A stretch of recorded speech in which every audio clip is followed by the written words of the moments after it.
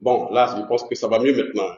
Voilà, je pense que c'est la dernière position. Alors, tapoter ici sur TikTok. Et puis bon, ici aussi, on va... euh, voilà, maintenant, si les morceaux de son est bon, on va commencer maintenant. Si les morceaux de son est bon, et on commence. Voilà.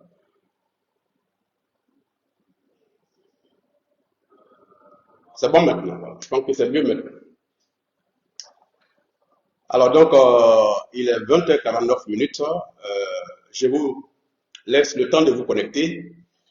Euh, je voudrais saluer nos amis chrétiens et musulmans qui font le carême en ce moment. Saluer tous nos parents musulmans qui viennent de couper le carême. J'espère que ça n'a pas été trop dur aujourd'hui et que les prières que vous avez faites vous ont revigoré, requinqué pour une autre journée de carême demain. Alors, je vous prie de continuer à tapoter, à partager le live, à partager sur les deux réseaux sociaux. Voilà. Partager, partager. Nous sommes déjà 1137 personnes en ligne sur Facebook et 1000 personnes sur TikTok. Voilà, ça fait déjà 2000 personnes en ligne. Je vous donne, on va prendre 5 minutes pour vous laisser vous connecter confortablement. Et puis tout à l'heure, on va commencer le live. Voilà. Partagez, partagez, partagez, partagez. On doit être aujourd'hui 10 000 personnes en ligne, même plus parce que le sujet est important. Ça concerne tous les Ivoiriens. La prédation sur nos terres est devenue extrêmement préoccupante. Les expropriations de terrain au détriment des Ivoiriens devient absolument préoccupant et il est temps que ensemble nous disions le non, que nous appelions nos autorités à regarder de près ce qui se passe. Parce que les questions foncières sont des questions essentielles. Chacun de nous sait que la Côte d'Ivoire est dans une situation compliquée en matière de gestion foncière, que ce soit en zone urbaine et que ce soit en zone rurale. Et donc, l'affaire de Djologobité qui a éclaté grâce à Mme Traoré Aïssatou est le symbole de ce qui se passe dans notre pays dans le domaine du foncier. Où aujourd'hui, des personnes débarquent dans les villages avec des ACD, comme le cas de Enokate, où un projet d'ACD sur 67 hectares s'est finalement transformé en 514 hectares que les gens ont pu obtenir avec de faux documents. L'affaire, vous le savez, est au niveau du pôle pénal financier. Et nous aussi, à l'éléphant déchaîné, nous enquêtons sur cette affaire qui est monstrueuse et qui révèle un peu ce dans quoi nous sommes en matière de corruption qui étrangle notre pays. Donc, je vous invite à tapoter le live sur TikTok. Vous n'avez pas encore partagé. Vous êtes 1000, mais à peine 200 partages. Il faut qu'on soit des milliers à écouter aujourd'hui. Nous sommes 3000 sur Facebook. On a encore 5 minutes. Je vous invite à partager le live, à partager et à tapoter aussi, à le sécuriser pour que nous puissions faire un bon direct. Nous savons que beaucoup d'Ivoiriens sont connectés. Les victimes sont connectées, les procès aussi sont connectés, les Ivoiriens sont connectés, parce que c'est des questions qui touchent tout le monde. Tous les Ivoiriens, qu'ils soient du nord, qu'ils soient du centre, qu'ils soient du sud, qu'ils soient de l'ouest, qu'ils soient de l'est, tous les Ivoiriens sont touchés par les affaires de foncier en Côte d'Ivoire. Chacun a une connaissance, chacun a un parent, chacun à une terre ou projette en acheter, il faut qu'ensemble nous nous battions pour que l'acquisition foncière en Côte d'Ivoire soit absolument sécurisée. Le ministère de la Construction promet qu'avec l'ADU qui va être lancé, sauf changement à la fin de ce mois de mars, tous les conflits fonciers, en tout cas en matière urbaine, en zone urbaine, vont s'estomper et que nous n'entendrons plus parler de faussaires, de double attribution, de triple attribution, d'ACD délivrés à des individus qui ne figurent ni dans les titres des villages, ni dans ceux du ministère. Comme le dirait l'autre, qui vivra, verra. Donc, nous verrons ce que cet ADU, présenté comme le remède miracle contre tout le faux, va servir aux Ivoiriens. Je vous demande toujours de tapoter le live, de partager. Nous commençons dans 3 minutes, 5 minutes. À 21h exactement, nous allons commencer. Et cela va durer à peu près 45 minutes, au cours desquels nous allons vous donner des éléments. Vous permettre de comprendre comment le faux a été organisé à Djorogobité. Vous permettre de comprendre comment les deals ont été manipulés.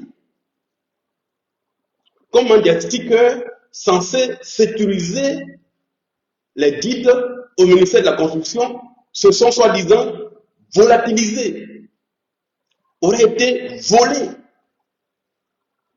pour se retrouver sous d'autres deals qui n'étaient pas au ministère, qui n'étaient pas dans les villages de Djorogobité. Comment, avec des documents, certains individus se sont accaparés des dizaines de terrains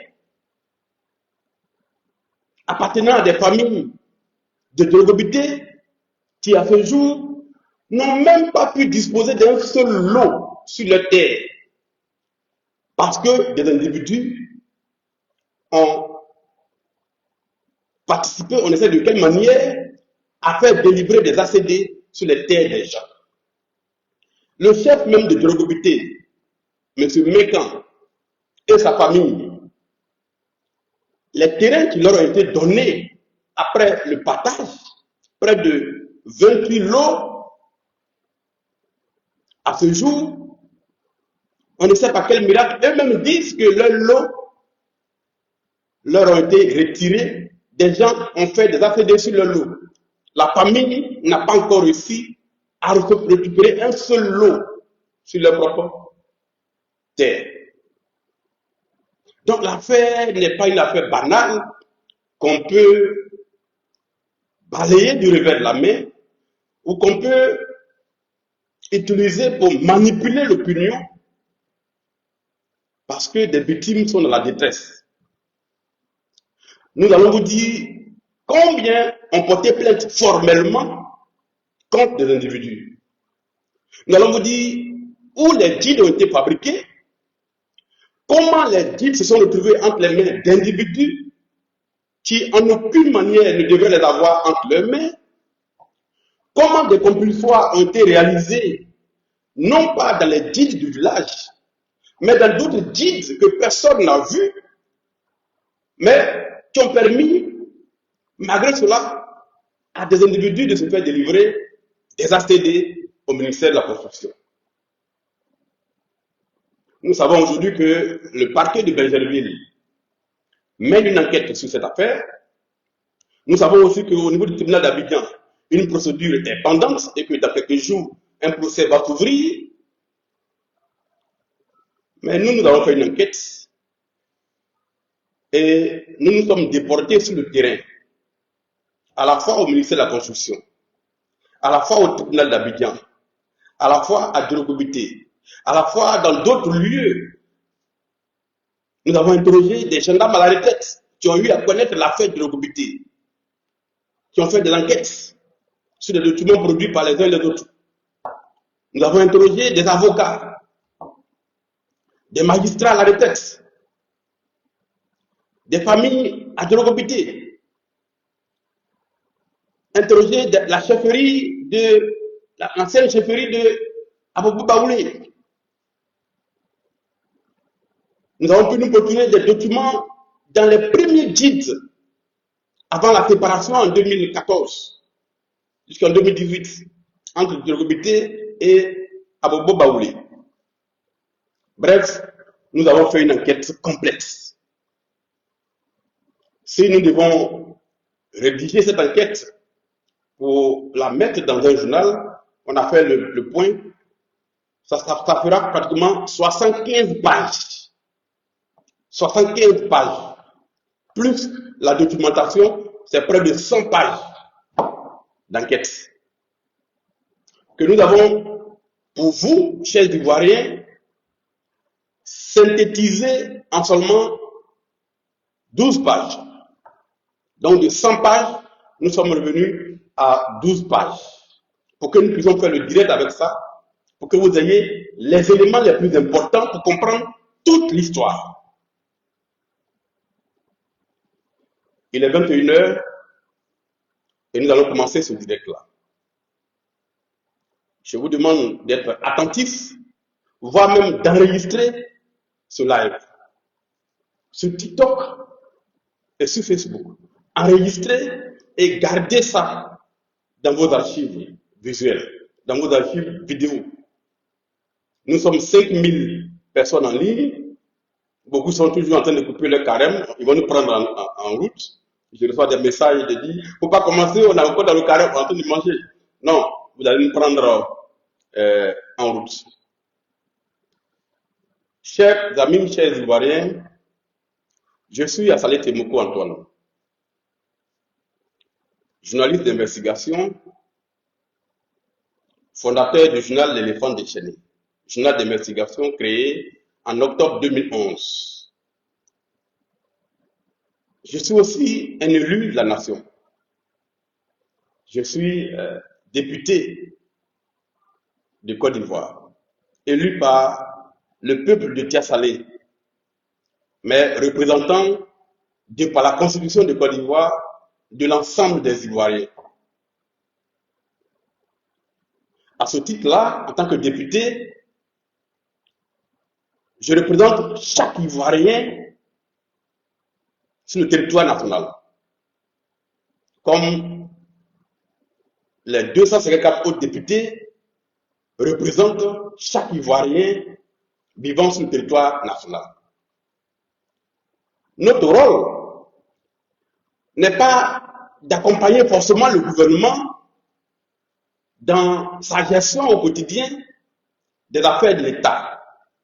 Notre rôle est de faire en sorte que les actes posés par le gouvernement produisent des effets bénéfiques sur la qualité de vie de nos populations. Et donc nous avons un rôle de contrôle de l'action gouvernementale. Nous avons aussi un rôle de vérification du fonctionnement de notre administration publique, qui intègre aussi notre appareil judiciaire, qui intègre aussi nos forces de répression, nos appareils de répression que sont la gendarmerie, la police. Donc le député dans une nation joue un rôle important. Quand une partie du peuple gémit, pleure de douleur, le député doit chercher à comprendre pourquoi. Qu'est-ce qui se passe? Pourquoi le peuple est mécontent? Il doit enquêter, parce que contrairement à ce qu'on pense, ce n'est pas simplement au sein de l'hémicycle que le député doit jouer son rôle. À l'hémicycle, il prend la parole au nom du peuple. En dehors de l'hémicycle, il est à l'écoute du peuple pour entendre ses cris, pour entendre ses récriminations, pour entendre aussi ses moments de joie, pour participer à ces moments de joie. Et contribuer au quotidien à éclairer le peuple sur les actes qui sont posés par les dirigeants. Voilà le rôle, l'un des rôles les plus essentiels d'un député. En tant que journaliste d'investigation, j'enquête avec toute une équipe de journalistes qui sont à l'éléphant déchaîné. Ce sont une dizaine de journalistes qui sont à l'éléphant déchaîné plus le directeur de publication. Et les résultats des enquêtes journalistiques que nous menons peuvent être publiés dans le journal, comme on l'a fait pour l'affaire Dame Touré Hélène contre Koumé Bakari. Ou alors le député peut s'en saisir pour informer toute la nation, puisque tous les Ivoiriens n'ont pas forcément les moyens d'acheter un journal. Or, aujourd'hui, beaucoup d'Ivoiriens ont quand même un petit smartphone qui peut leur permettre d'avoir moins une vidéo passée. Continuez à capoter les deux côtés. Nous sommes 2500 sur TikTok, 6000 sur Facebook. Capotez le live. Et donc, les journalistes de l'éléphant déchaîné ont mené une enquête. D'ailleurs, qui continue. D'autres révélations seront faites plus tard. Et ces enquêtes-là nous ont permis d'avoir, en quelque sorte, la trame de l'histoire. Et de comprendre un peu les rôles joués par les uns et les autres dans ce poker menteur qu'est l'affaire de Rogobité. Je m'en vais donc ce soir très méthodiquement, de façon très pédagogique, pour que vous compreniez avec un langage accessible, pour que tout le monde comprenne, vous dire ce que nous avons découvert sur l'affaire Tchorogobité.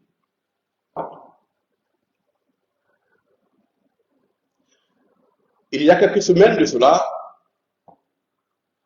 Madame Traoré a fait une vidéo, Traoré Azatou a fait une vidéo disant que le nommé Koumé Bakari se serait accaparé son lot ou aurait accaparé son lot s'il avait Rogobité. La vidéo diffusée par elle sur les réseaux sociaux a créé une vive émotion dans notre pays, notamment pour ceux qui ont les réseaux sociaux. À la suite de cette vidéo, d'autres victimes sont apparues accusant la même personne, M. Koumé Bakari, de les avoir expropriés, d'avoir détruit leur maison, ainsi de suite. Dans la recherche de la vérité sur cette affaire, deux camps se sont formés. Le premier camp est celui de ceux qui défendent le nommé Koumé Bakari, présenté comme la victime d'un lynchage médiatique organisé, alors que ce dernier aurait la vérité de son côté. Pour le défendre, donc, les animateurs de ce camp-là, à coup de vidéos et de publications sur les réseaux sociaux, ont produit de nombreux documents présentés comme authentiques et authentifiés qui démontreraient que la vérité serait du côté de M. Koumé Bakari. Ça, c'est le premier camp. Il y a aussi un deuxième camp qui est celui de ceux qui ont choisi de donner du crédit aux déclarations des victimes et de les aider à obtenir justice. Je fais partie de ce deuxième camp-là. D'abord parce que je suis député et que mon rôle est d'être aux côtés de ceux qui estiment être victimes d'injustice, donc des victimes ivoiriennes, et en tant que journaliste, de prendre leurs déclarations pour ouvrir des enquêtes pour découvrir la vérité. Nous avons mené une enquête absolument équilibrée, où nous avons entendu toutes les parties. Ministère de la Construction, M. Koumé Bakari, M. Traoré Nouvier, le chef de Rogobité, la famille Mambo et toutes les autres victimes et d'autres acteurs comme Maître Touré Amara, Maître Kofi Maurice. Toutes ces personnes, nous les avons approchées ou interrogées. Donc, je fais partie de ce deuxième camp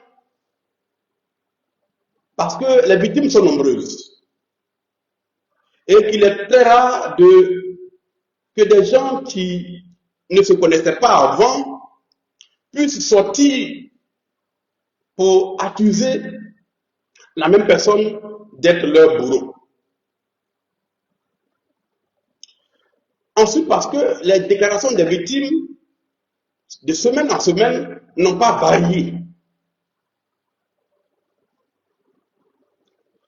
En fait, parce qu'une simple vérification des déclarations du nommé Komé Bakari nous a permis de découvrir beaucoup d'incohérences, de variations et d'improbabilités.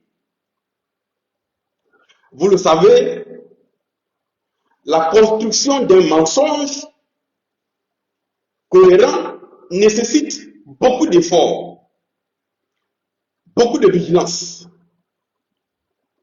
et une veille de tous les jours. La construction d'un mensonge cohérent nécessite une grande capacité de mémorisation. Or, comme le disait Abraham Lincoln, aucun homme n'a suffisamment de mémoire pour réussir dans le mensonge. Pour confirmer notre position d'être aux côtés des victimes, nous avons ouvert plusieurs enquêtes en fonction des saisines que les victimes opéraient auprès de notre journal et également en fonction des plaintes qui étaient déposées auprès de la justice, auprès de la police, auprès de la gendarmerie. Nous avons surtout suivi les plaintes déposées auprès du 40e arrondissement de Cocody. Pour mener l'enquête, nous avons utilisé des journalistes de l'Éléphant déchaîné qui ont interrogé et rencontré les victimes. Interrogé le nommé Komé Bakari, rencontré le nommé Traoré Mouvier qui est au cœur de cette affaire.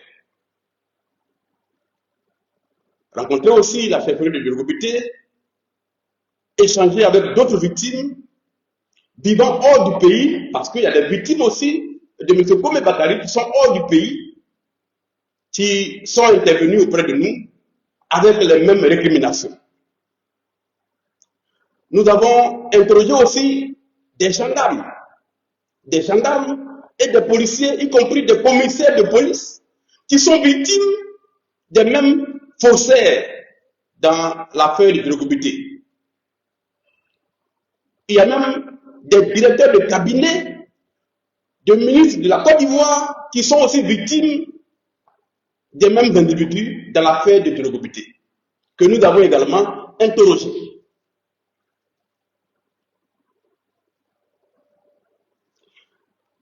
Au-delà de cela, nous avons commis des avocats. Nous avons commis des commissaires de justice pour nous appuyer dans la recherche de la vérité. Et ces avocats ont fait un travail formidable. Ces commissaires de justice ont fait un travail formidable en respectant les procédures, en nous orientant juridiquement auprès des tribunaux pour avoir des éléments d'appréciation des documents produits par les uns et les autres. Donc nous avons fait une enquête complexe. Enfin, nous avons interrogé des journalistes qui, dans cette affaire, ont pris une position. Parmi ces journalistes, le nommé Saïd Penda. Nous l'avons également interrogé, puisque lui également dit avoir travaillé sur l'affaire et a produit plusieurs publications et des vidéos au cours desquelles il a produit des documents qu'il dit avoir authentifiés et qui démontreraient que la vérité se trouverait aux côtés de M. Komé Bakari. Ce confrère, notamment, au cours de ces vidéos, a ciblé le premier responsable de l'Éléphant déchaîné, qu'il a injurié, insulté, traité de tous les mots, traité d'apprenti journaliste, traité de politicard, de fasciste, de xénophobes et d'autres crimes d'Israël. Nous avons interrogé M. Saïd Penda pour qu'il nous permette de découvrir les éléments qui lui ont permis d'authentifier les pièces qu'il a produites sur les réseaux sociaux et avec lesquelles il a accusé le patron de l'éléphant déchaîné de ne pas être un journaliste. Donc, nous avons interrogé beaucoup de journalistes. Cela dit, et avant de poursuivre, nous sommes 7600 personnes en ligne sur Facebook, 3000 sur TikTok. Cela dit, avant de poursuivre, je voudrais faire les précisions suivantes.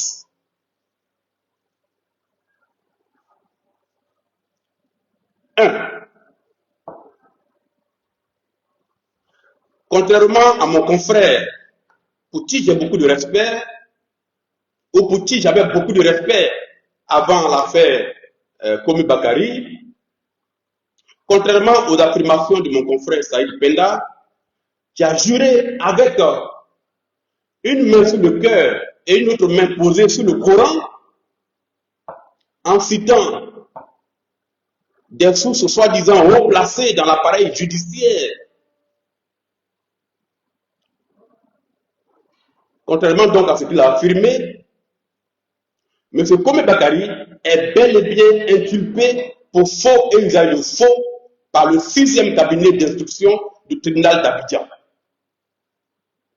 Dans l'affaire qui l'oppose à Dame Touré Hélène, épouse Thiebi, dont il a rasé la maison en 2016-2017. La procédure est terminée, l'affaire va passer en jugement. Komi Bakari est donc inculpé pour faux et usage de faux, contrairement aux affirmations de M. Saïd Penda, qui prétend que, après avoir entendu des hauts magistrats, M. Komi Bakari ne ferait l'objet d'aucune procédure judiciaire au tribunal d'Abidjan. Il y a donc une procédure pour faux usage de faux, parce que dans l'affaire qui l'oppose à Mme Touré Hélène épouse Thiebi, M. Komi Bakari a utilisé une fausse lettre d'attribution, un faux certificat de propriété pour aller détruire la maison de la dame. La lettre d'attribution qui est fausse, le certificat de propriété qui est faux, ont été annulés sur un rapport de la direction des affaires juridiques et du contentieux du ministère de la Construction par le ministre Sanogo Mamadou pour faux et usage de faux. Malgré cette annulation, M. Komi Bakari s'est arrangé pour avoir une décision de justice au fait d'aller détruire la maison de la dame. Alors même que les documents qu'il a produits sont frappés de faux et en raison de ce faux-là, la justice ivoirienne l'a inculpé pour faux et usage de faux. Donc il y a bien une procédure contre M. Komi Bakari devant le tribunal d'Abidjan. L'affaire va passer en jugement devant le tribunal correctionnel. Première chose. Sur l'affaire toujours de Mme Touré Hélène, M. Komi Bakari, à ce jour, ne détient aucun document de propriété sur le terrain de Dame Touré Hélène. Pourtant, il a vendu ce terrain à hauteur de 50 millions à une personne. Aujourd'hui, le ministère de la Construction, qui a compris toute l'affaire, a instruit le dossier et est sur le point de délivrer l'ACD au vrai propriétaire de la terre, qui est M. Aka Etienne, neveu de M. Ngouran Kwadjo, celui qui a vendu le terrain à Dame Touré Hélène et pour Thiebi. Un titre foncier a été créé, l'attestation domaniale a été délivrée et il ne porte pas le nom de Komi Bakari. Il porte le nom du vrai propriétaire de cette terre. Voilà pour ce qui concerne. Et le procès qui va s'ouvrir au tribunal d'Abidjan permettra de conclure en cela. Et Dame Touré, Hélène, épouse Thiebi, a toutes les chances donc de récupérer son terrain sur lequel un immeuble a été bâti. D'ailleurs, la personne qui a acquis ce terrain-là risque d'être poursuivie pour recel de faux, usage de faux et pourra se situer devant le tribunal d'Abidjan. C'est donc la première précision. Deuxième précision, sur le nombre de plaignants contre M. Kome Bakari. Contrairement aux affirmations encore de mon confrère Saïd Penda, qui a déclaré la main sur le cœur et une autre main sur le Coran, qu'il n'y a que 5 plaignants contre le nommé Kome Bakari. Aujourd'hui, nous avons la liste de tous les plaignants depuis février 2025 jusqu'à ce jour. Nous avons la liste de tous les plaignants devant le commissariat de police et devant le tribunal. Il y a exactement 16 plaignants. 16 plaignants. Nous avons les listes qui ont porté formellement plainte contre Kome Bakari devant le commissariat du 40e arrondissement. Il n'y a donc pas 5 plaignants, comme l'a affirmé avec imprudence mon confrère Saïd Penda, que je n'oserais jamais insulter, parce que les insultes et les injures mesurent la dimension entre l'ignorance et la connaissance. Les gens qui font un travail correct donnent leurs résultats et laissent l'opinion apprécier. Ils ne s'abandonnent pas dans les insultes, dans les injures pour cacher leur compromission, voire même leur mauvaise éducation. Il y a donc 16 plaignants contre M. Kome Bakari. Aujourd'hui, il y a eu un 17e plaignant qui a saisi le parquet d'Abidjan contre Kome Bakari. Et ce 17e plaignant, c'est le député de la nation Assalé Timoko. Oui, j'ai porté plainte aujourd'hui auprès du parquet d'Abidjan contre M. Kome Bakari. Non pas parce qu'il m'aurait pris intérêt, mais pour des raisons que je vais vous expliquer plus tard. Troisième précision. Nous sommes 9000 personnes en ligne. Continuez à partager parce que la Côte d'Ivoire doit découvrir ce qui se passe réellement. Les Ivoiriens doivent découvrir comment leur administration est utilisée pour brimer le peuple de Côte d'Ivoire. Comment leur administration, comment leur système judiciaire est utilisé par des faussaires pour détruire des vies entières dans le silence total. Donc, partagez, enregistrez et gardez cela. Troisième précision donc, sur l'identité ou sur le lieu de naissance de M. Kome Bakari. M. Kome Bakari n'est pas né en Côte d'Ivoire. Je répète, M. Kome Bakari n'est pas né en Côte d'Ivoire. Il n'est pas né à Aboboga, Bécherville. M. Kome Bakari est né le 1er janvier 1979 à Kwara, dans la commune de Nara, République de Bali. Je répète, M. Kome Bakari est né le 1er janvier 1979 à Kwara, dans la commune rurale de Nara, République du Mali. De père et de mère maliens. Avant qu'il ne se fasse établir une carte d'identité ivoirienne en 2009, dont la carte d'identité orange, M. Kome Bakari possédait, et ça nous l'avons vérifié auprès du consulat du Mali en Côte d'Ivoire et auprès du ministère du budget, auprès du cadastre, avant de posséder la carte d'identité ivoirienne en 2009, sur laquelle il est né à Aboboga, M. Kome Bakari possédait la carte consulaire numéro 03 37 614 établie le 18 juin 2002 à Abidjan par l'ambassade du Mali en Côte d'Ivoire.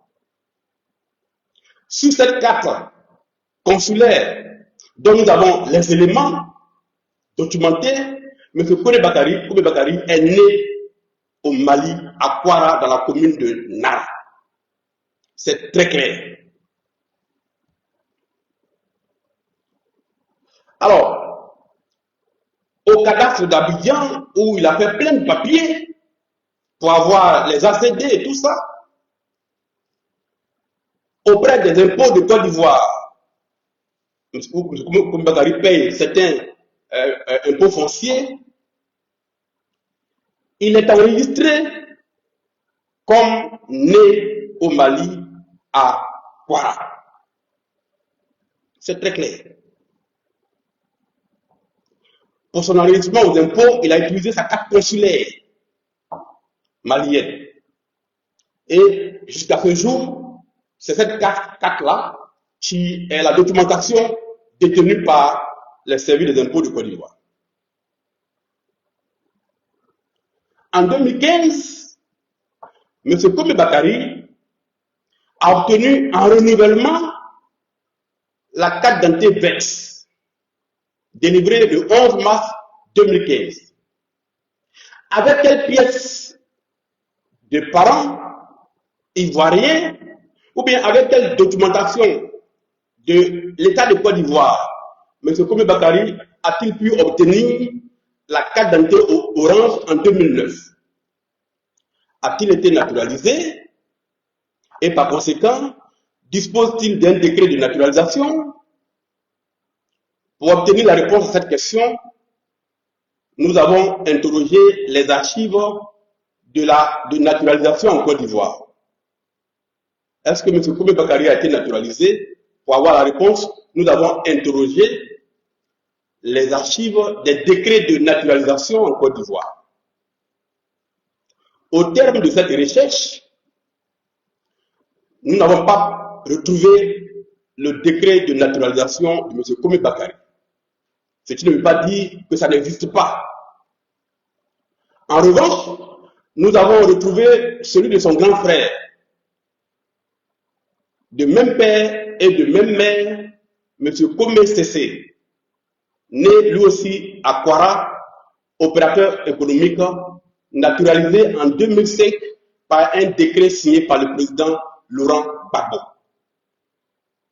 Donc, M. Komi Sessé a obtenu la nationalité ivoirienne de façon parfaitement régulière. Son décret de naturalisation existe, nous l'avons vu. En revanche, nous n'avons pas été à mesure de retrouver le décret de naturalisation de M. Komi Bakary.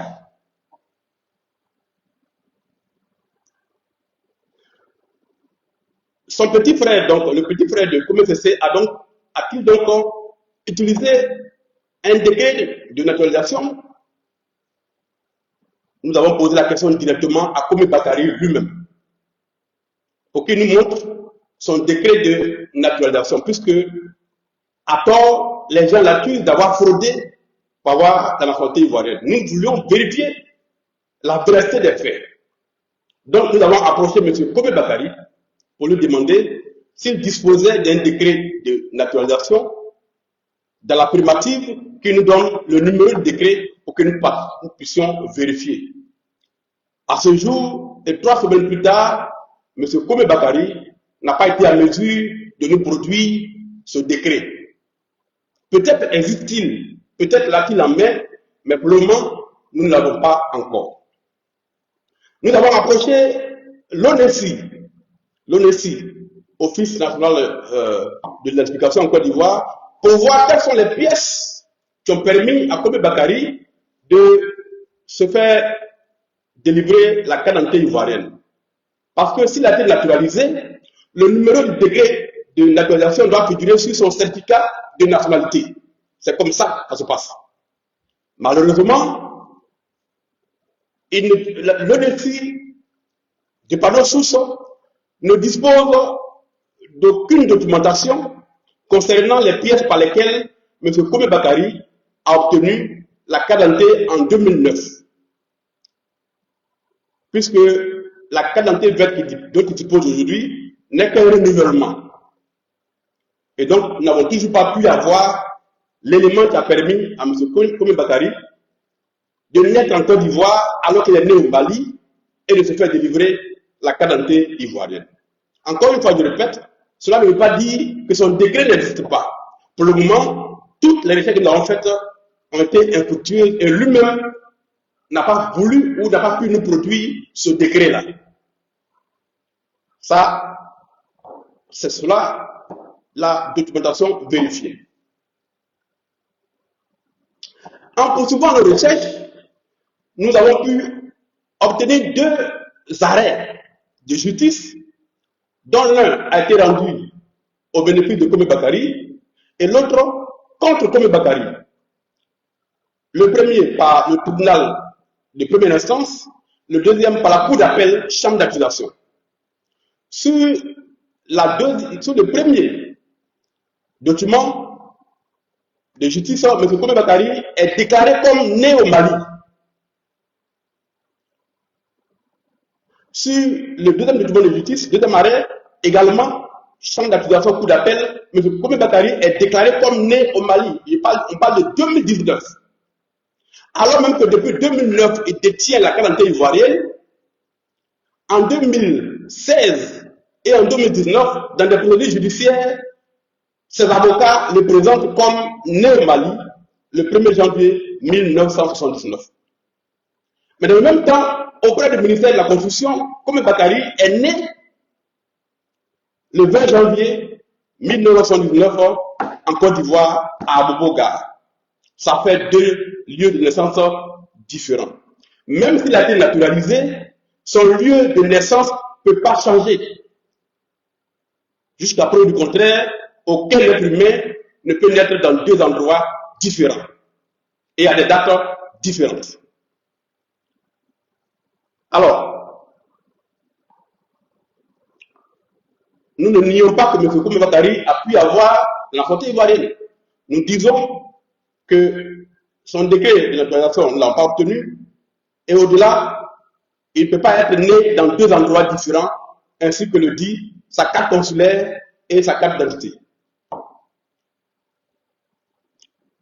Enfin, existe-t-il un lien entre Kome Bakari et Kome Sese, l'opérateur économique connu en Côte d'Ivoire, naturalisé régulièrement en 2005 par le président Babou. Toutes les vérifications que nous avons faites pour voir si M. Kome Bakari était le prête-nom de son grand frère se sont soldées par des résultats infructueux. Il n'y a aucun lien que nous avons pu découvrir entre M. Kome Sese et M. Kome Bakari pour ce qui concerne les activités de M. Kome Bakari. D'ailleurs, les éléments que nous avons obtenus dans cette enquête-là sont tellement grossiers qu'on ne peut même pas imaginer que son grand frère, qui est dans les affaires, puisse être associé dans de tels faits grossiers. Et donc, nous n'avons aucun élément qui nous permet de faire le lien entre les 2 hommes. Parce qu'un journaliste, ça aussi de faire une enquête pour comprendre ce qui est juste et ce qui n'est pas vrai. Et donc là-dessus, nous ne pouvons affirmer d'aucune manière qu'il y a un lien entre les 2 hommes pour son activité menée à Drogobité. Ces précisions faites, alors que nous sommes déjà 10 000 personnes en ligne, merci beaucoup, chers Ivoiriens, continuez à partager, on doit aller même à 20 000 personnes, pour que les Ivoiriens comprennent dans quoi nous sommes en fait. Comment ce pays-là est en train petit à petit de glisser dans une sorte de débat immoral, dans une sorte d'abandon total entre les mains de faussaires, entre les mains de voyous qui ont pignon sur rue, qui sont protégés par ailleurs par des individus haut placés, et donc qui sont dans notre pays et qui commettent des infractions tous les jours sans que la justice ne les rattrape. Mais on va y revenir. Ces précisions faites, venons-en maintenant à l'affaire de Drogobité. À la suite de 3 arrêts rendus par la Chambre administrative de la Cour suprême, le village de Drogobité a obtenu le droit de signature sur les attestations villageoises relatives au lotissement Bessikois. Avant ces arrêts, seul le village de Abobaoulé avait droit de signature sur les attestations en liaison avec la chefferie de Drogobité qui délivrait les lettres de cession à partir desquelles la chefferie de Abou Baoulé faisait les attestations. Donc, il y a un guide sur le lotissement Bessikwa qui est détenu aujourd'hui par la chefferie de Abou Baoulé. Sur ce lotissement, donc, après le conflit entre les deux villages, il ne restait que sur près de 5 000 lots, plus de 6 000 lots, il ne restait que 1 272 lots résiduels qui sont revenus au village de Dorogobité à la suite d'une liste établie par le ministère de la Construction à travers son service juridique. En 2020, sur demande de la chefferie de Dorogobité, le nommé Taoé Nyungvier, opérateur immobilier, opérateur foncier, qui a travaillé en liaison avec la chefferie de Dorogobité pendant le procès contre le village de Abou Baoulé. Et donc, la chefferie de Dorogobité a demandé à M. Taouré Nyungvier de confectionner les guides afin de faire le partage des lots et procéder aux ventes régulières. M. Taouré Nyungvier s'est adressé à un imprimeur qui se trouve à Makori. Tout à l'heure, je vous donnerai le nom de l'imprimeur. Là, M. Taouré Nyungvier a fait confectionner 12 tomes de guide pour le village de Dorogobité et 12 tomes du même guide pour le ministère de la Construction. Donc, au total, 24 tomes ont été produits. Sauf que la chefferie de Dorogobité, plusieurs mois plus tard, après la confection des guides qui sont restés avec Taouré Nyungvier, la chefferie va s'apercevoir que les lettres d'attribution régulièrement délivrées par ses soins à des acquéreurs enregistrés dans le guide se retrouvaient pris de court au ministère de la Construction parce que sur les mêmes lots se trouvaient d'autres lettres d'attribution délivrées à d'autres personnes inconnues du village ou de la chefferie de Dorogobité. Donc il y avait des doubles attributions, ce qui était incompréhensible. Et ceux qui avaient les lettres d'attribution, qui ne provenaient pas des guides du village de Dorogobité, arrivaient avec une facilité déconcertante à avoir les ACD avant même ceux qui ont acquis régulièrement le terrain et qui ont leur nom inscrit dans le guide de Dorogobité 2.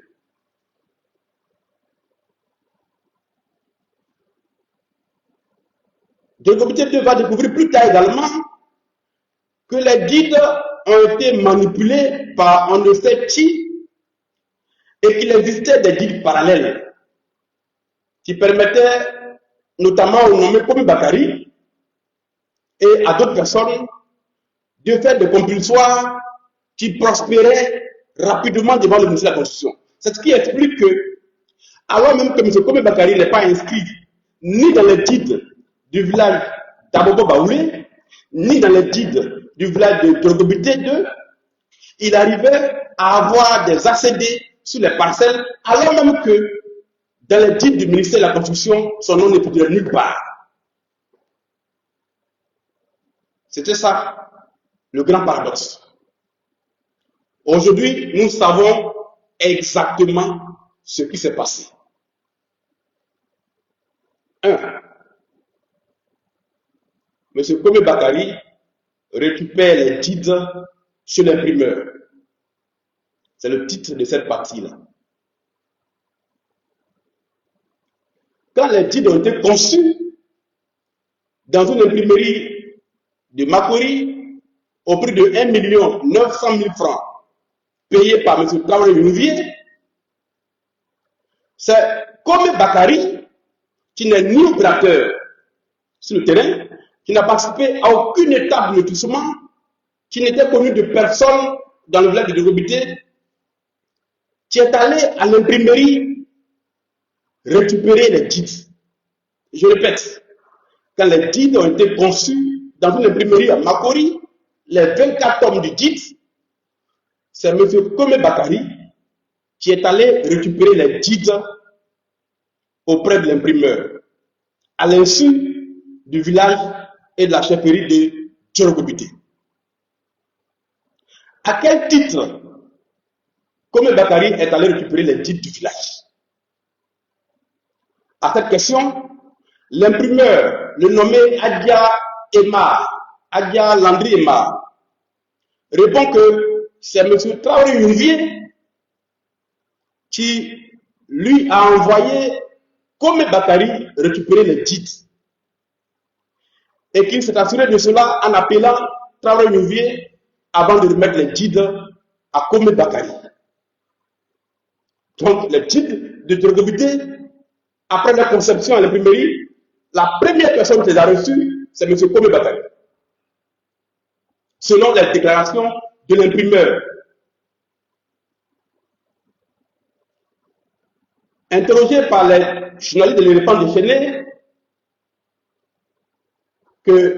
qui sont allés à sa rencontre, M. Traoré Youvier a répondu qu'il n'a pas envoyé Kome Bakari récupérer les guides et que ce serait l'un de ses collaborateurs, le nommé Jean-Serge, qui serait allé avec Kome Bakari pour prendre les guides auprès de l'imprimeur.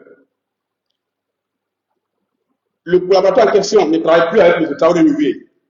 L'éléphant déchaîné l'a appelé pour vérifier cette déclaration de M. Traoré Youvier. M. Jean-Serge a répondu au journaliste de l'éléphant déchaîné qu'il ne peut pas se prononcer sur cette affaire.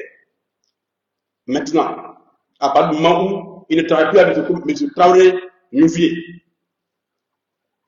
mais qu'il ne se reconnaît pas avoir accompagné qui que ce soit. C'est ce qu'il nous a répondu.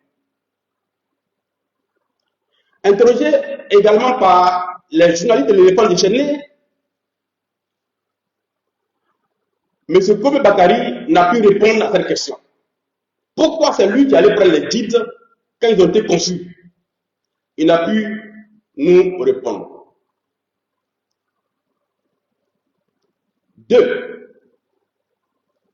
L'histoire des stickers dans les guides. Je rappelle que l'enquête est rédigée avec toutes les pièces, va faire autour de 75 pages, 100 pages. Et que nous l'avons synthétisé en 12 pages pour pouvoir vous la mettre à disposition pour que vous compreniez l'essentiel de la chose. Nous avons toutes les documentations de chaque étape. L'histoire des stickers apposés dans les guides de Djorogobité.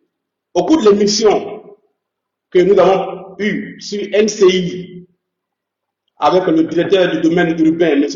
Diallo Aboulaye, pour ceux qui ont suivi l'émission, M. Diallo Aboulaye a déclaré que des stickers spéciaux ont été conçus pour authentifier les guides de Djorogobité parce qu'il y avait des documents qui venaient et qui démontraient qu'il y avait des irrégularités dans les guides. Et que c'est lui qui a fait concevoir ces stickers pour les apposer dans les guides pour les authentifier. Alors, en 2022, effectivement, devant ce qui se passait, la confusion totale créée dans les attributions avec des compulsoires réalisés non pas à Djorogobité, mais qui prospéraient au ministère, le secrétaire général de la chefferie de Djorogobité a écrit au ministère de la Construction, notamment à M. Diallo Aboulaye, pour lui signaler l'existence d'un guide parallèle à partir duquel des individus arrivaient à faire des compulsoires pour avoir des ACD au ministère de la Construction. C'est donc à la suite de ces courriers que le ministère a décidé d'apposer des stickers sur les pages des 12 tomes du guide de durabilité. Les stickers ont été commandés et remis au nommé Yapi Roger, à l'époque sous-directeur au domaine urbain.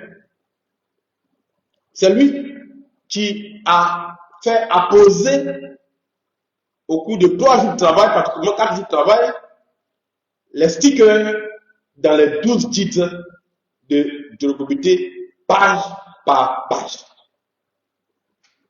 Je vous invite à partager tout le live parce que les choses qui vont être dites aujourd'hui vont peut-être vous choquer et vont pousser chacun de nous à s'interroger profondément sur la nature du pays dans lequel nous vivons. Donc écoutez attentivement.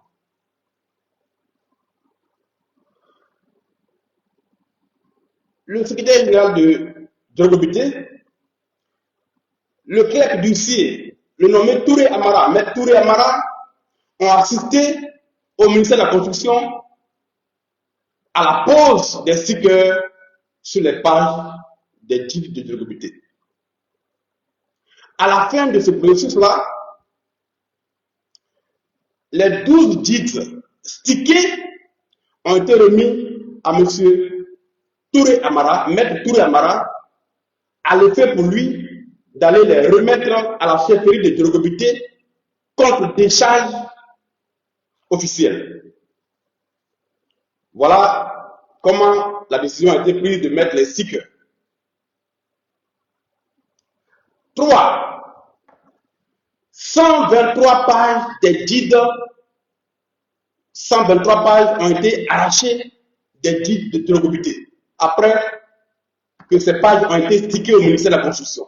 123 pages dont nous sommes en possession. Nous avons ces 123 pages. Stickées ont été arrachées des guides une fois sortis des bureaux du ministère de la Construction. Comment cela a été possible?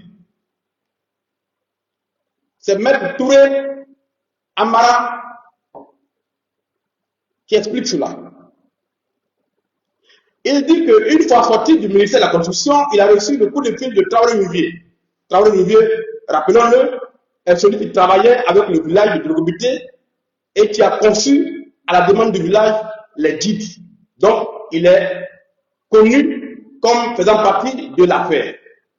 Donc, Maître Touré Amara explique que, sorti du ministère de la Construction, Traoré Nuvier l'aurait joint au téléphone pour lui dire d'aller directement voir l'imprimeur avec les guides stickés.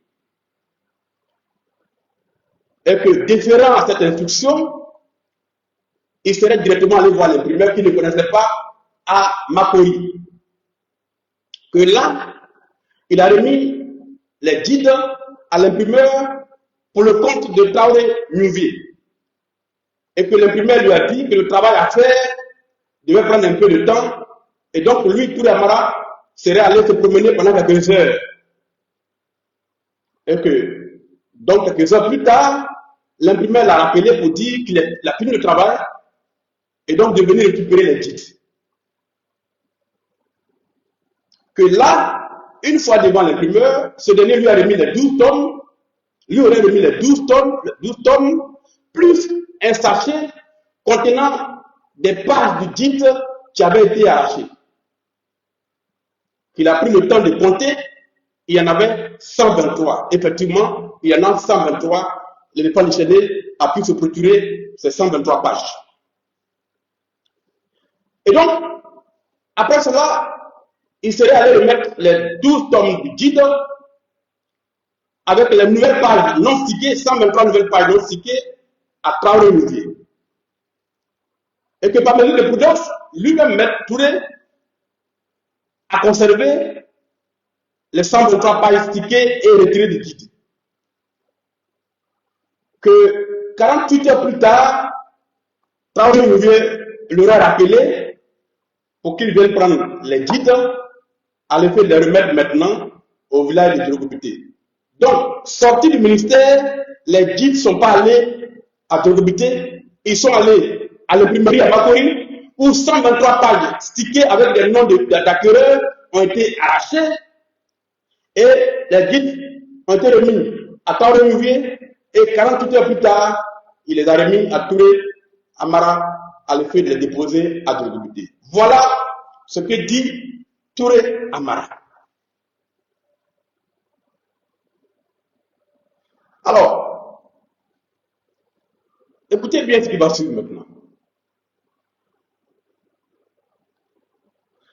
Que, étant venu chez Traoré Mouvier pour récupérer les titres à l'effet de les déposer à Drogobité, Traoré Mouvier lui aurait demandé plutôt d'aller avec les guides encore au ministère, voir le nommé Yapi Roger, sous-directeur à la DDU.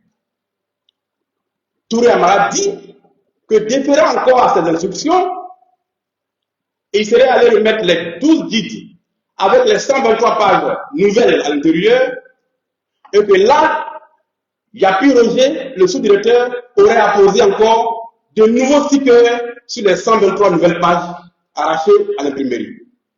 C'est Maître Touré Amara qui dit cela.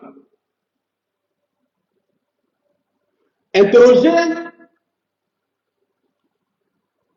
l'imprimeur reconnaît effectivement avoir retiré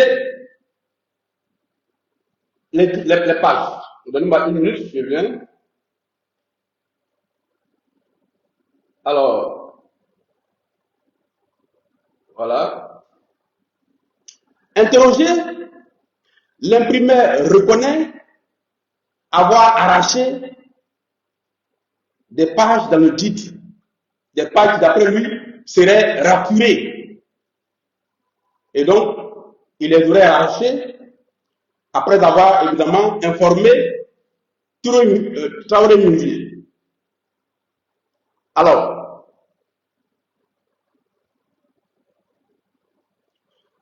Traoré Mouvier détenait-il d'autres guides dans son bureau en dehors des guides de Drogobité?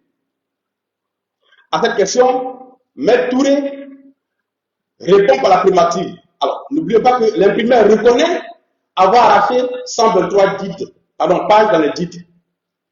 Mais il dit que c'est Maître Touré qui lui aurait demandé de les arracher.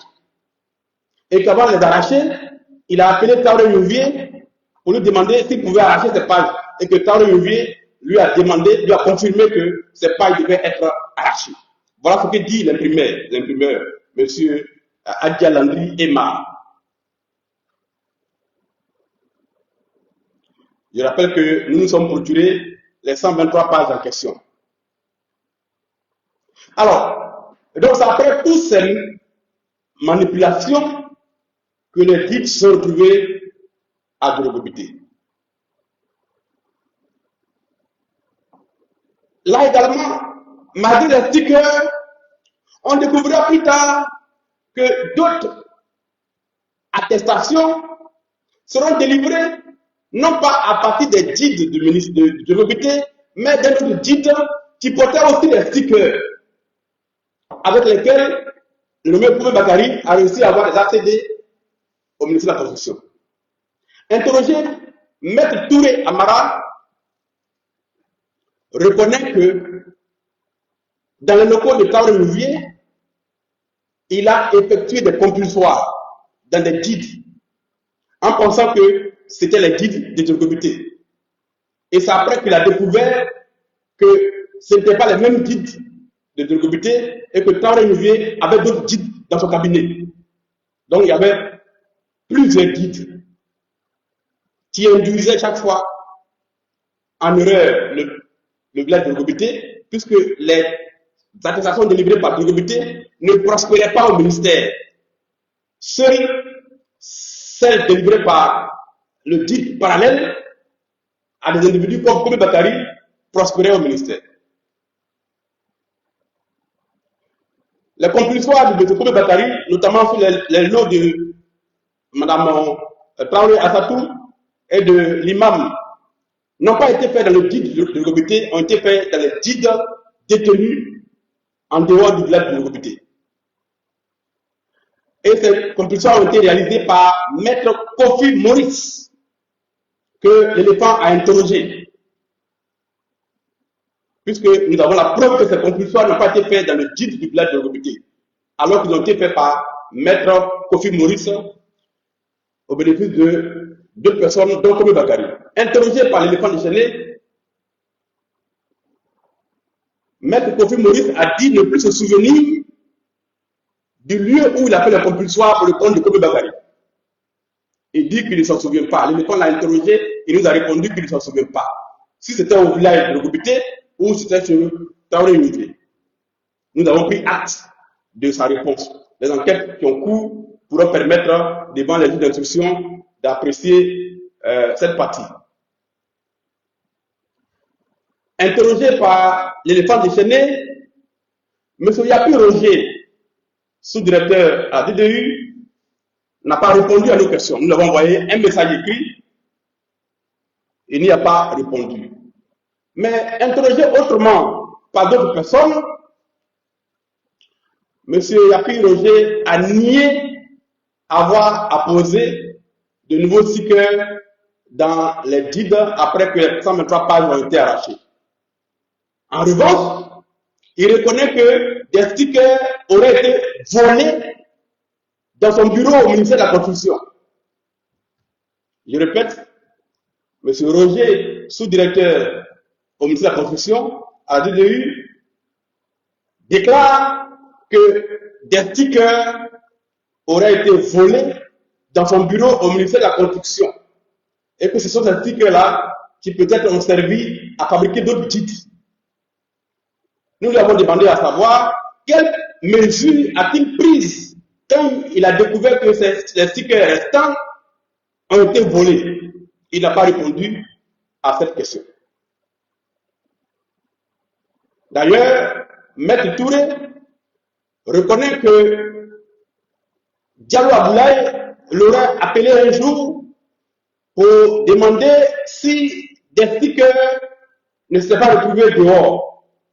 Et qu'il aurait répondu à Maître Aboulaye Diallo que c'est seul Yapi Roger qui avait géré les stickers, autour de 1000 stickers produits, et que c'est lui seul qui pouvait répondre à cette question-là. Voilà l'histoire des stickers, comment ça a été géré. Donc le ministère de la Construction, selon la déclaration de Yapi Roger, savait que des stickers avaient été volés dans les locaux même du ministère de la Construction et se seraient retrouvés dehors à partir desquels d'autres guides ont été fabriqués et dans lesquels des compulsions ont été faites et qui ont prospéré au ministère. Cette partie-là, c'est à la justice ivoirienne de l'éclairer. Les documents de Kobe Bakari. Nous avons la preuve aujourd'hui que M. Kobe Bakari a usé de faux pour se faire délivrer de nombreux ACD sur des dizaines de parcelles sur le lotissement Bestikwa. Nous avons la preuve que 6 lots, dont nous avons les numéros et les îlots, appartenant à la famille Mambo, ont été accaparés par Kobe Bakari à partir de documents que la famille Mambo lui aurait produits, lui donnant mandat exclusif de gérer tous les patrimoines fonciers. Et ces documents-là portent les sceaux de la justice ivoirienne. Voilà un de ces documents-là. Procuration spéciale, soi-disant établie auprès du tribunal d'Abidjan.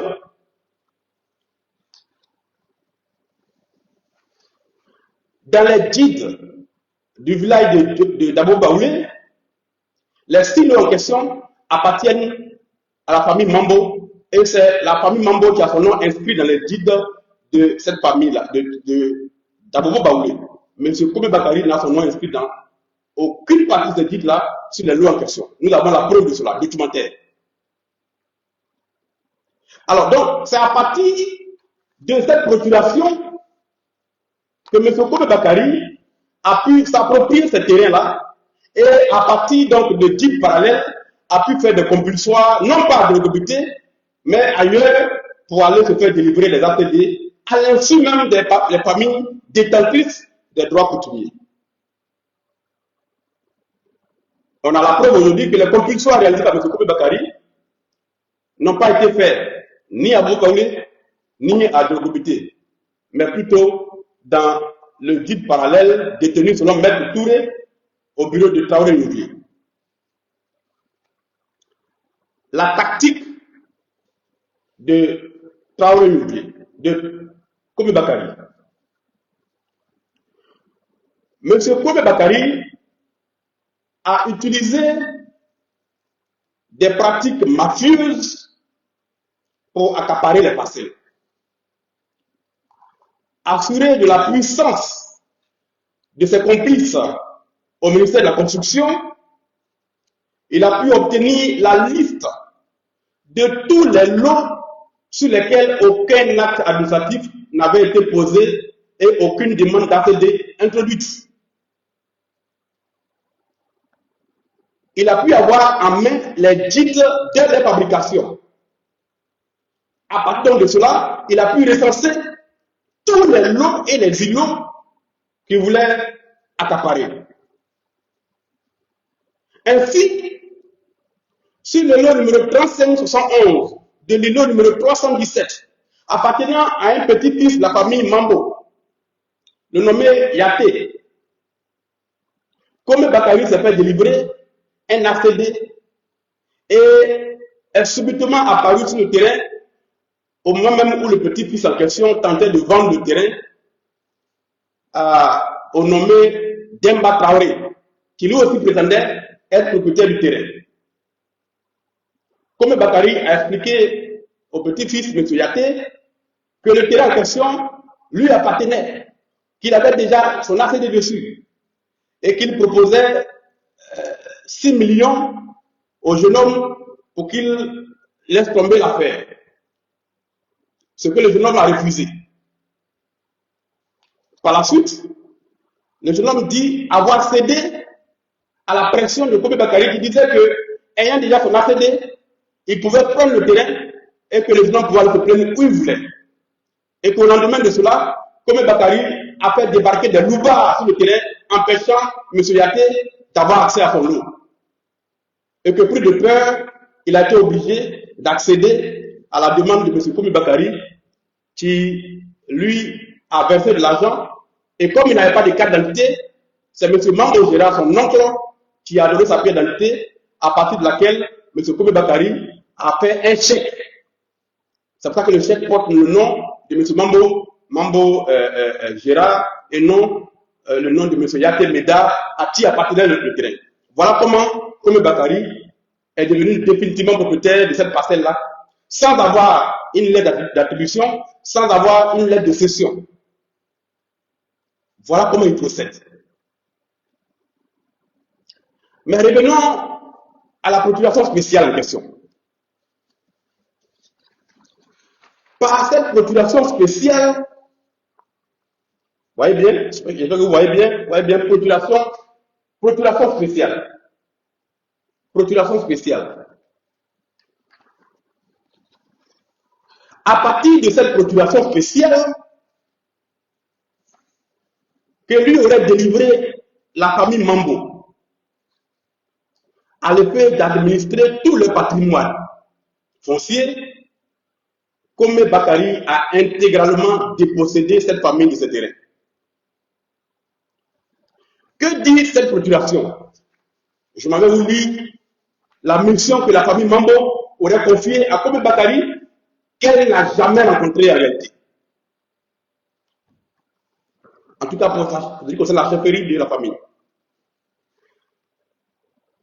La procuration dit, nous sous-signer Mambo Bapoline par la présente et pour des raisons d'indisponibilité, c'est-à-dire que tous les membres de la famille Mambo disent qu'ils sont indisponibles et par conséquent, ils préfèrent confier tout à Kobe Bakari. Par la présence et pour des raisons d'indisponibilité, nous, ayant droit de ce Mambo Yapo, constituant pour mandataire la société Cotimex CI Immobilier, représentée par son gérant M. Kobe Bakari, né le 20 janvier 1979 à Aboboga, Benjerville, de nationalité ivoirienne, titulaire de la carte d'identité, numéro, etc., etc. À l'effet de nous représenter et signer en lieu et place, en notre lieu et place, tout acte de cession. C'est-à-dire que la famille transfère tous ses droits à M. Kobe Bakari. Donc, à l'effet de signer en lieu et place de la famille tout acte de cession ou de transfert et du droit de propriété portant sur les lots issus du lotissement dénommé Bessie Quadrogobité 2, composé des lots et îlots au numéro suivant. Vous voyez bien, les numéros des lots suivent ici. Nous avons compté les lots en question. Il s'agit de 272 lots. 272 lots. Donc, la famille Mambo aurait confié à Kobe Bakari le droit de propriété, de cession, de tout ce qu'il faut, de transfert de tout, sur 272 lots appartenant à la famille. La mission continue. La population dit, nous demandons à Taouré Nouvier, à Kobe Bakari de procéder au recouvrement afférent, au recouvrement de nos parcelles, si la Bessikwa, de l'Ogobité 2, et de toute créance afférente aux dites parcelles, de nous représenter et agir en notre nom et pour notre compte devant toutes les autorités judiciaires et administratives de Côte d'Ivoire, compétentes pour toute affaire concernant nos parcelles, ou l'eau, si la Bessikwa, et toute créance afférente aux dites parcelles, de transiger éventuellement et percevoir toute somme et dénier devant nos revenus en notre qualité de propriétaire terrien et créancier. Voilà la mission que la famille Mambo aurait confiée à Kobe Bakari à partir de cette procuration spéciale établie soi-disant devant le tribunal de première instance d'Abidjan sous la signature du magistrat Sam Jean-Claude et portant le cachet du ministère de la Justice et du tribunal d'Abidjan. À partir donc de cette mission, M. Kobe Bakari a pu, devant la justice, devant le ministère de la Construction, se faire délivrer des dizaines d'ACD sur les terrains appartenant à la famille Mambo. Alors, ce qui est grave, c'est qu'en réalité, sur les 272 lots listés ici, dans cette procuration, la famille Mambo n'en dispose pas de plus de 10. En réalité, la famille Mambo n'a que environ 6 lots dans cette liste-là. Tous les autres lots appartiennent à d'autres familles de Drogobité. Mais ayant été recensé sur ce document-là, comme appartenant à la famille Mambo, Kobe Bakari a pu en disposer à sa guise de 2017 jusqu'à maintenant.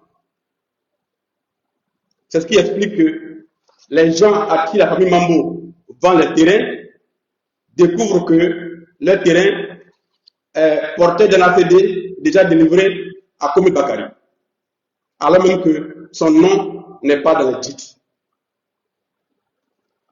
Et donc, cette procuration spéciale-là a permis à Kobe Bakari d'agir comme un roi à Abidjan, devant la justice, devant le ministère de la Construction, devant même la police. Et c'est ce document-là, plus d'autres, qui nous avons produit à nous, éléphants déchaînés,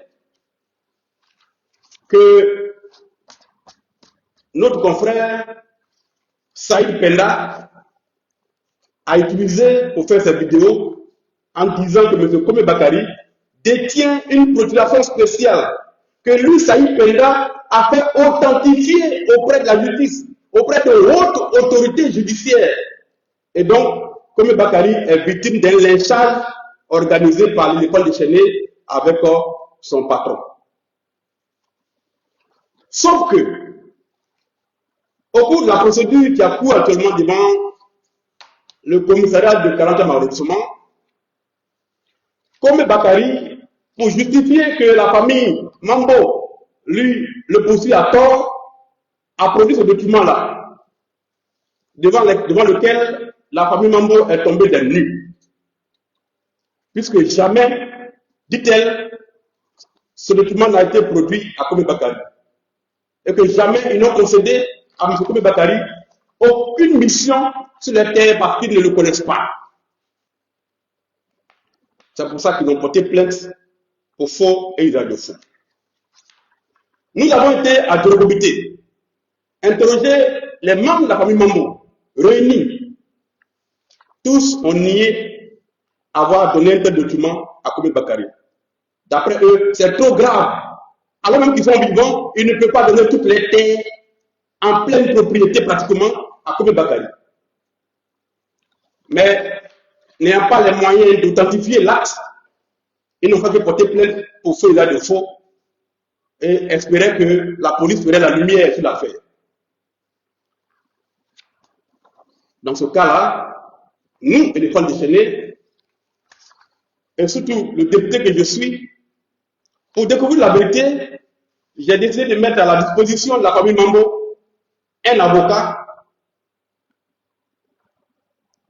de Côte d'Ivoire, enregistré auprès de la Cour d'appel d'Abidjan.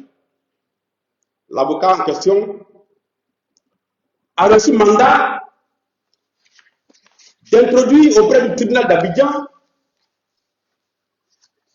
une requête aux fins de compulsoire pour vérifier si cette procuration a été établie par le tribunal d'Abidjan à la demande de la famille Mambo pour le bénéfice de Komi Bakari. Le 3 mars 2025, Maître Esso Serge, avocat à la Cour d'appel, agissant pour le compte de la famille Mambo, a introduit cette requête de compulsoire auprès de la présidente du tribunal d'Abidjan, Mme Touré Aminata, épouse Touré. Objet, vérifier si la procuration spéciale en question a été délivrée par le tribunal d'Abidjan et effectivement enregistrée dans les registres de procuration du tribunal d'Abidjan à la date de 2017. La procuration en question porte le numéro 16-25/2017, censé avoir été délivrée par le juge Sam Jean-Claude. Sur la base de cette requête-là, Madame la présidente du tribunal d'Abidjan a rendu l'ordonnance numéro 1163 du 10 mars 2025. Voilà l'ordonnance en question. Je peux même vous montrer l'original d'ordonnance qui est là, qui a permis de faire donc le compulsoire. Voici l'original de l'ordonnance. Le jeudi 13 mars 2025,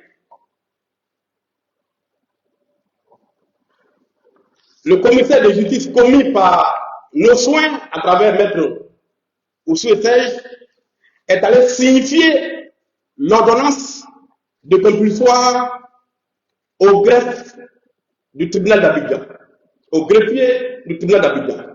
Voilà la signification de l'ordonnance.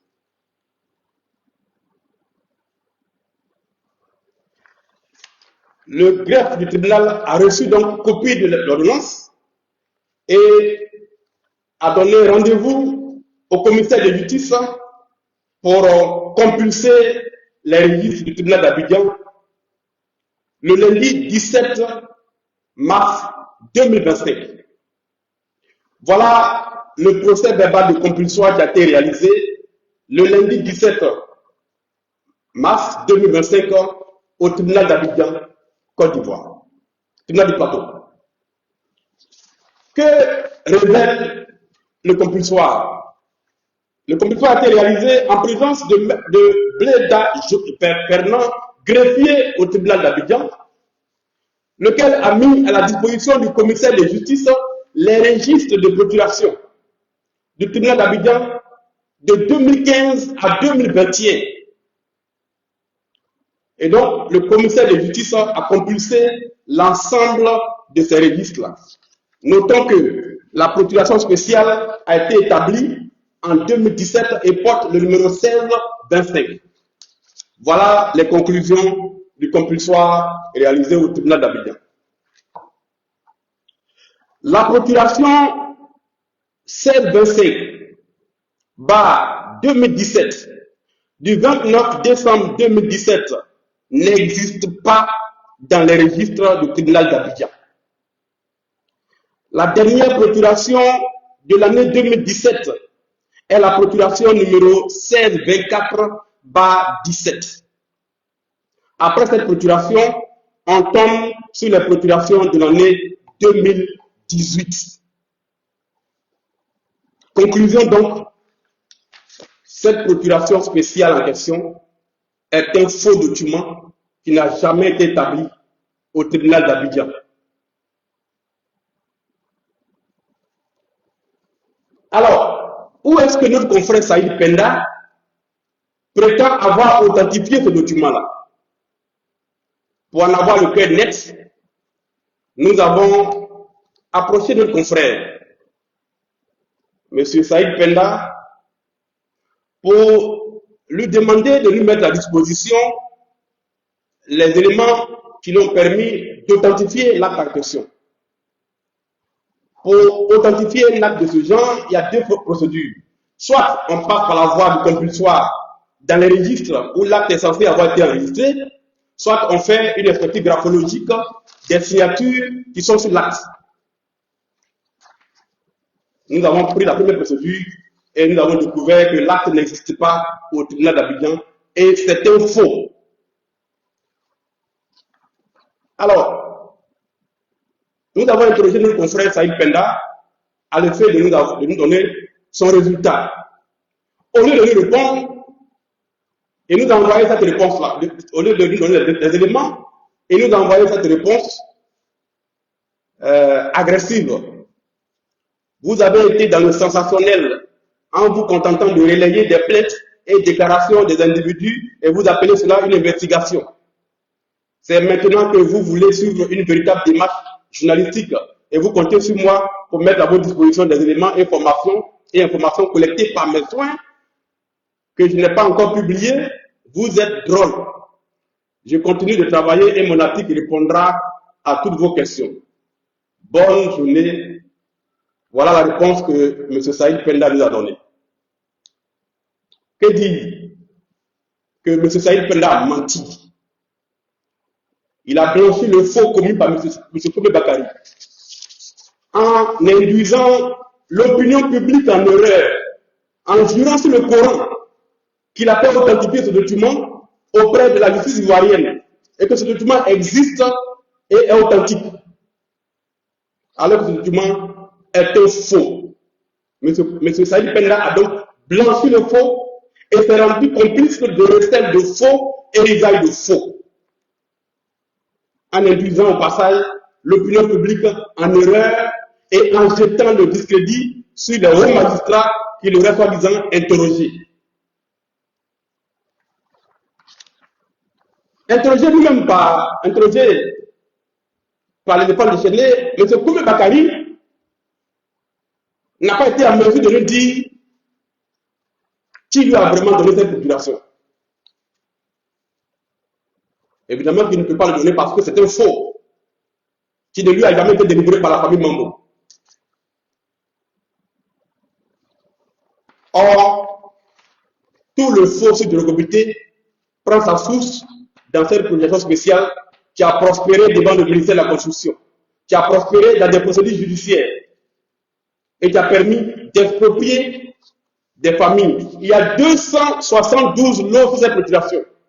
Des familles entières de Logobité ont leur lot sur cette procuration et n'ont pu depuis 2014 avoir un seul lot. Ils ont tout perdu. La justice ivoirienne, à travers le tribunal de Benjerville qui est sur l'enquête, pourra donc interroger Komé Bakary pour qu'il dise où ce document lui a été délivré. En tout cas, ce n'est pas au tribunal d'Abidjan, alors même qu'il a utilisé le sceau du ministère de la Justice et le nom d'un magistrat, M. Sam Jean-Claude, qui est aujourd'hui conseiller du ministre de la Justice de Côte d'Ivoire. Nous avons fait des vérifications auprès du ministère de la Justice pour voir si M. Sam Jean-Claude se reconnaît dans ce document-là. M. Sam Jean-Claude, selon nos informations obtenues auprès du ministère de la Justice, dit n'avoir jamais signé aucune procuration quand il était au tribunal d'Abidjan. Voilà, selon nos sources interrogées, la réponse de M. Sam Jean-Claude. Alors, chers Ivoiriens, toute l'histoire de l'Irrégularité est ainsi terminée. Tout est faux. Le ministère de la Constitution a été peut-être induit en erreur de bonne foi ou a été complice de Komé Bakary.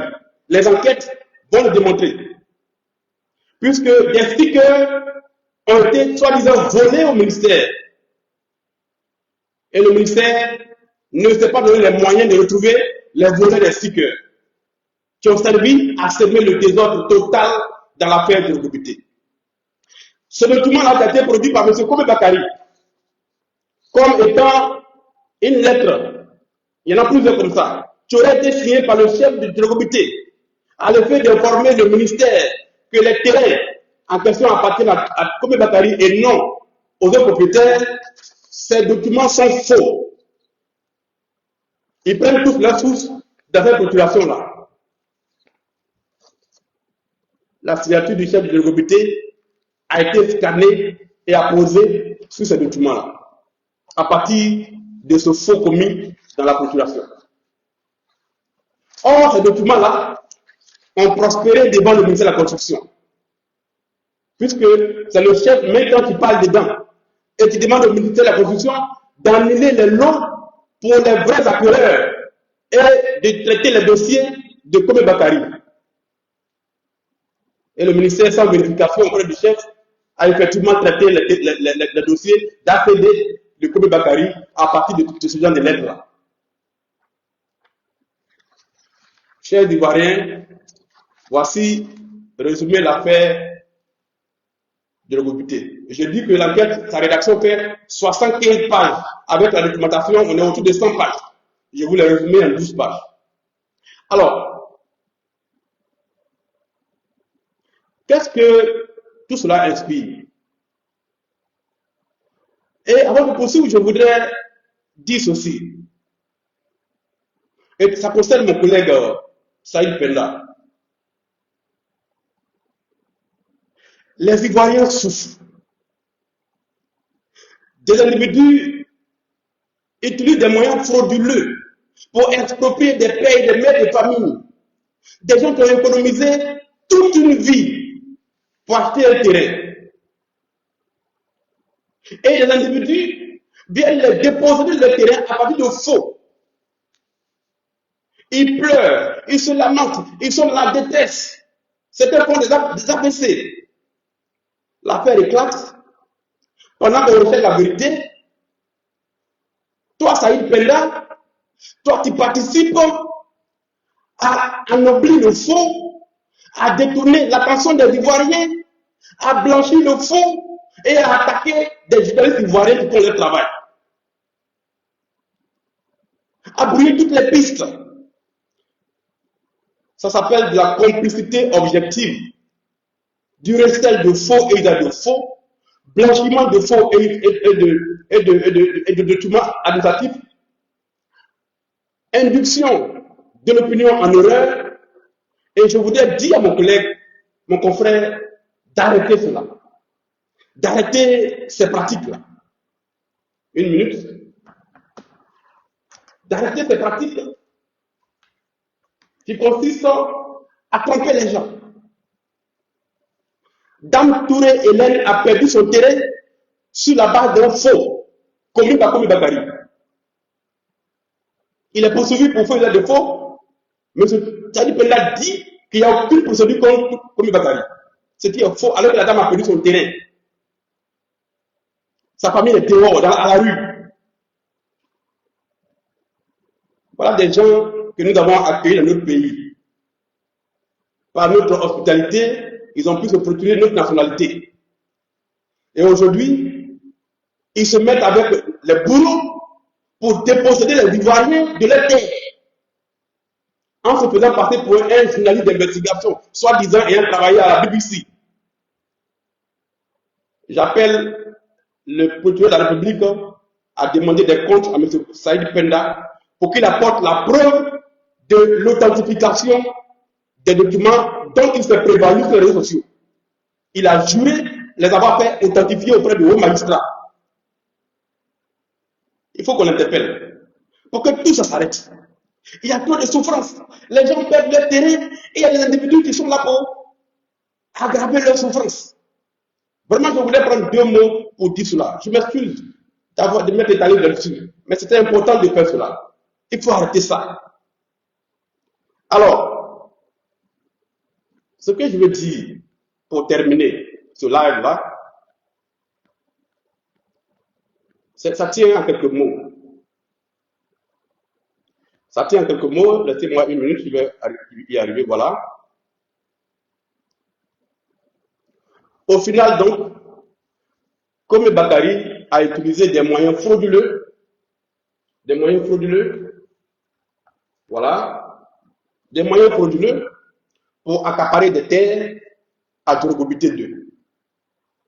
Il a eu accès au guide de ce village dès leur confection à l'imprimerie. Et cela lui a permis de faire toutes les manipulations avant même que les guides n'arrivent à Djorogobité. 2. Le nommé Traoré Nouvier et Komi Bakari sont au cœur du scandale. D'ailleurs, l'enquête de la police les a mis formellement en cause. L'instruction ouverte auprès du parquet de Bellerville pourra permettre de situer la responsabilité de chacun. Je ne donnerai pas d'autres détails à raison de ce que l'affaire est désormais en instruction et donc on va s'en tenir à cela, puisque ça c'est le résultat de l'enquête de l'éléphant de Chény. Le ministère de la Construction, à travers la direction du domaine urbain, doit expliquer aux Ivoiriens comment les gens ont pu avoir les stickers qui ont servi à authentifier des deals parallèles. Que la DDU explique aux Ivoiriens les démarches qu'elle a menées pour retrouver ces stickers après avoir découvert qu'ils ont été volés au ministère de la Construction, selon les déclarations de M. Yapi Roger.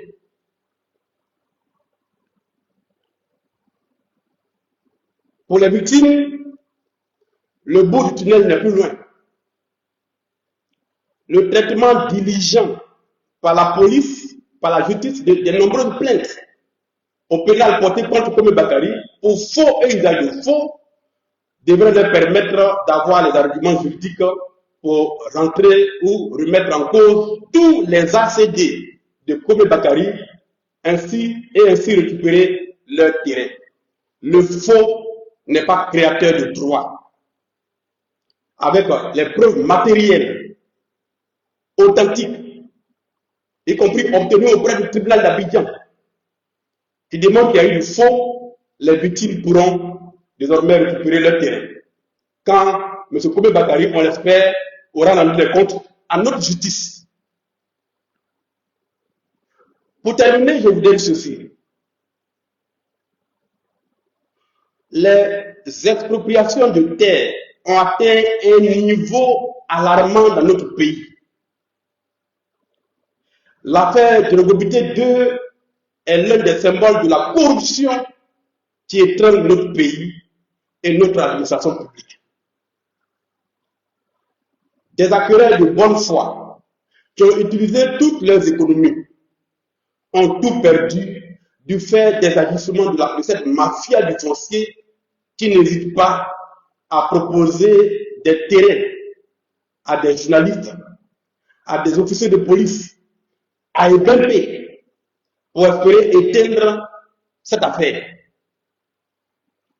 La vie de plusieurs Ivoiriens injustement expropriés est en jeu. Les journalistes de l'éléphant déchaîné restent vigilants et suivent les gestes des uns et des autres jusqu'à ce que la justice arrête les faussaires et rétablisse les victimes dans leurs droits. Enfin, ce matin, 19 mars 2025, j'ai déposé en ma qualité de député de la nation, représentant les populations de Côte d'Ivoire et par conséquent les victimes dans cette affaire, une plainte contre le nommé Kome Bakari, que j'ai également dénoncé auprès du procureur pour avoir utilisé des pièces d'identité différentes avec des lieux de naissance différents pour induire notre administration en erreur. J'ai demandé au procureur de la République de faire procéder à des vérifications sur les documents de M. Kome Bakari pour ce qui concerne ses lieux de naissance, né au Mali et né à la fois en Côte d'Ivoire, ce qui est matériellement impossible. Ensuite, j'ai porté plainte contre Kome Bakari pour avoir été trop loin jusqu'à utiliser les sceaux de la justice ivoirienne, jusqu'à utiliser les sceaux de la République de Côte d'Ivoire, avec des documents en tête du tribunal d'Abidjan, avec des signatures imputées à des magistrats qui jamais n'ont signé ces documents. Les sceaux de notre République ont été donc contrefaits et utilisés pour obtenir des décisions de justice, pour obtenir des actes administratifs. Et par conséquent, c'est un acte absolument grave. Et donc, j'ai saisi le parquet d'Abidjan à l'effet d'ouvrir une investigation pour que M. Kome Bakari s'explique sur l'industrie du faux qui doit permettre de fabriquer tous ces documents avec les armoiries de l'État de Côte d'Ivoire. La plainte a été déposée et enregistrée sur le numéro 2312 du 19 mars 2020. J'espère que notre justice, que le procureur de la République fera suivre ça auprès de la police ou de la gendarmerie pour que M. Kome Bakari nous dise quel est le tribunal de Côte d'Ivoire qui lui a délivré la procuration spéciale à partir de laquelle il a accaparé 272 lots. J'espère que M. le ministre de la Justice, M. Sansan Kambele, qui est le gardien des sceaux de notre République, ne restera pas les bras croisés devant ce scandale immense où un seul individu a utilisé des faux documents pour troubler l'ordre social, pour commettre des victimes graves, exproprier des pères et des mères de famille, des gendarmes, des policiers, des simples citoyens de leur terre. J'appelle donc M. le ministre à instruire ses services du parquet pour que, de façon diligente, M. Kome Bakari donne les noms de tous les complices qui lui ont permis de produire tous ces faux documents avec les sceaux de la République de Côte d'Ivoire. Et j'ai agi en cela en tant que député de Côte d'Ivoire. Je voudrais donc encourager les victimes à ne pas se taire et à se battre. S'il faut mettre des avocats à votre disposition, il y a des avocats en Côte d'Ivoire qui sont prêts à nous accompagner pour que justice soit rendue, parce que nous sommes tous en danger. Si cette affaire n'est pas réglée en profondeur, si les faussaires, tous les complices de l'administration ne peuvent pas arrêter, qu'on soit avocat, qu'on soit magistrat, qu'on soit officielle de la République de Côte d'Ivoire, nous sommes tous en danger parce que si des individus peuvent prendre des faux documents pour avoir des ACD, aucun d'entre nous n'est en sécurité. C'est une affaire avec laquelle nous ne devons pas jouer. Voilà, chers Ivoiriens, ce que je tenais à vous dire. Merci de m'avoir écouté. Ce live va durer 1h30. Il est 22h34. Vous êtes 10 000 personnes en ligne, 6 000 personnes sur TikTok, donc 16 000 personnes en ligne. Chacun de vous, ce soir, doit réfléchir à la nature de la société que nous voulons laisser en héritage à nos enfants. Moi, je suis terrorisé à l'idée que demain, je ne sois pas là et que dans ce pays-là, des individus puissent utiliser notre justice, notre administration, avec des faux documents, pour induire des magistrats en erreur. D'ailleurs, toutes les décisions rendues au bénéfice de Kobe Bakari par le tribunal d'Abidjan doivent faire l'objet d'audit pour qu'on s'assure que ce sont des décisions authentiques. C'est vraiment important. Et donc, je suis terrorisé de partir de cette terre-là et laisser mes enfants dans un tel pays où le faux est à tous les carrefours et où les Ivoiriens eux-mêmes, on a l'impression qu'ils n'ont pas conscience du danger qu'ils vivent. Il faut que Kobe Bakari soit arrêté. Pour qu'il s'explique. Il y a plus de 16 plaignants contre le seul individu. Ça fait beaucoup. Les victimes n'ont pas d'argent. Ils ne peuvent pas prendre d'avocat. La preuve, les membres, pendant 8 ans, n'ont pas pu avoir la preuve que cette population-là était fausse. Il a fallu que nous mettions à leur disposition un avocat pour faire le travail, pour qu'aujourd'hui, ils aient un élément matériel qui va leur permettre de porter maintenant formellement plainte contre Kobe Bakari dès demain ou après-demain. Et nous allons les assister jusqu'au bout. Comme nous allons assister toutes les victimes jusqu'au bout. J'appelle tous les Ivoiriens. Tu as un souci sur le foncier, à ne pas se taire, à nous saisir. Aujourd'hui, nous avons été saisis par près de 200 personnes qui sont victimes d'expropriation. Nous enquêtons sur le dossier. Ça prend de l'argent. Nous dépensons énormément d'argent pour faire ces enquêtes-là, pour payer les honoraires des commissaires de justice et des avocats, rien que pour la manifestation de la vérité. Et c'est au nom de la Côte d'Ivoire que nous le faisons. De cette nouvelle Côte d'Ivoire dont nous rêvons, où chacun sera protégé dans ses biens, dans sa propriété, et pourra maintenant faire du commerce, pourra faire des activités sans craindre que demain, il perde tout. Merci beaucoup. Bonne soirée et que Dieu bénisse la Côte d'Ivoire.